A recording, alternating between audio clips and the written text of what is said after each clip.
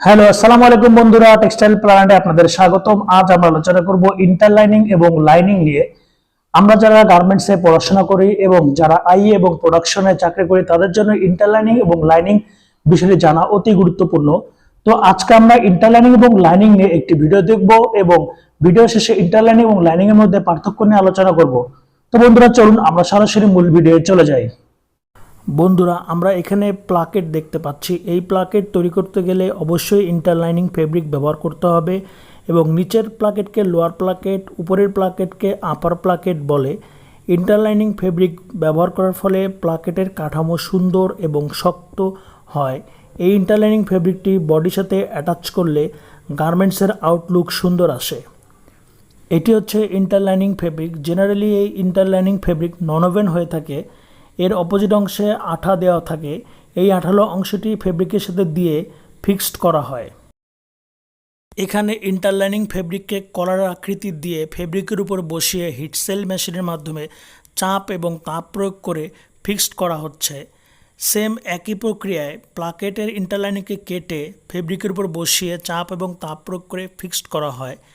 এই যে চাপ এবং তাপ প্রয়োগ করার পরে এ ধরনের একটি কাঠামো আসে, অর্থাৎ ইন্টারলাইনিং ফেব্রিকটি ফেব্রিকের উপরে ফিক্সড হয়ে গেছে এবং একটি শক্ত কাঠামো তৈরি হয়েছে। আমরা উল্টিয়ে ভালোভাবে দেখতে পাচ্ছি যে একটি শক্ত কাঠামো তৈরি হয়ে গেছে। এখন আসবে আয়রনের পালা। ইন্টারলাইনিংয়ের পাশে যে ফেব্রিক রয়েছে সেই ফেব্রিককে ইন্টারলাইনিংয়ের উপর ফোল্ড করে আয়রন করতে হবে। এই যে এখানে আয়রন করা হচ্ছে এবং ফোল্ড করে নিয়ে আয়রন করা হচ্ছে। আয়রনের ফিনিশিং সুন্দর আসতে হবে যাতে কোনো ক্রিজ মার্ক না থাকে। ফিনিশিং যত সুন্দর আসবে প্লাকেট দেখতে তত সুন্দর লাগবে। এভাবে সেম একই প্রক্রিয়ায় কাফ, কলার আয়রন করা হয় এবং ফিউজিং অ্যাটাচ করা হয়। ফিউজিং অর্থাৎ ইন্টারলাইনিং অ্যাটাচ করা হয়। এই যে আয়রন দেওয়ার ফলে কুচকানো অংশটি আর থাকলো না।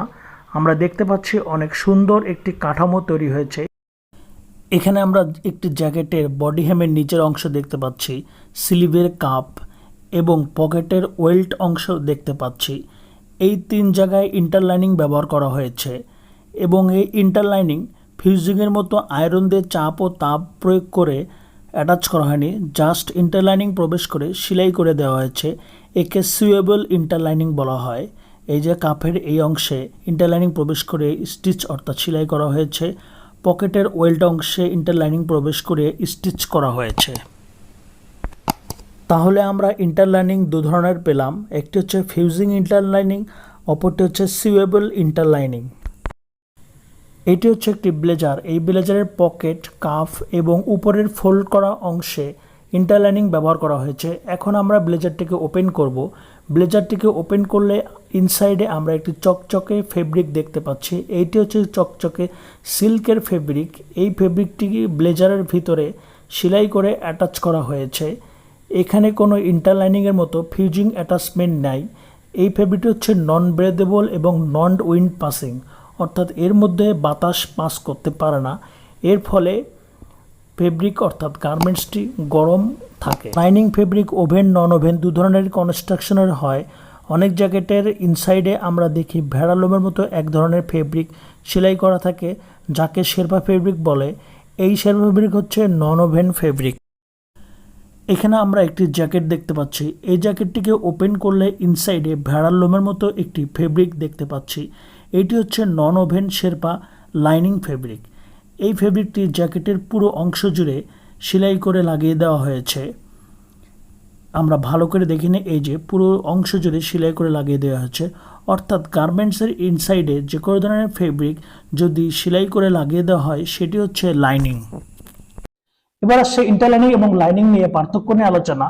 আমরা ভিডিও দেখলাম ইন্টারলাইনিং হচ্ছে ফেব্রিকের মাঝে এক ধরনের ফেব্রিক প্রবেশ করে শক্ত কাঠামো তৈরি করা। অপরদিকে লাইনিং হচ্ছে গার্মেন্টসের ইনসাইডে ফেব্রিক সেলাই করে দেওয়া। ইন্টারলাইনিং দুই ধরনের। প্রথমে আমরা দেখলাম ফিউজিং ইন্টারলাইনিং এবং পরে দেখলাম সুয়েবল ইন্টারলাইনিং। অপরদিকে লাইনিং শুধু সুয়েবল হয়। ইন্টারলাইনিং সাধারণত নন ওভেন হয় আর লাইনিং ওভেন, নন ওভেন দু ধরনেরই হয়। ইন্টারলাইনিং শক্ত কাঠামো তৈরি করতে অর্থাৎ বডি হেম, কলার, কাফ এই তিন জায়গায় বেশি ব্যবহার করা হয়। লাইনিং গার্মেন্টসের ইনসাইডে বেশি ব্যবহার করা হয়। ইন্টারলাইনিং এর জন্য একটি ভালো ফিনিশিং এর প্রয়োজন, কারণ এখানে ক্রিজ মার্ক হওয়ার সম্ভাবনা বেশি থাকে। অপরদিকে লাইনিং এর জন্য অত ভালো ফিনিশিং এর প্রয়োজন নেই।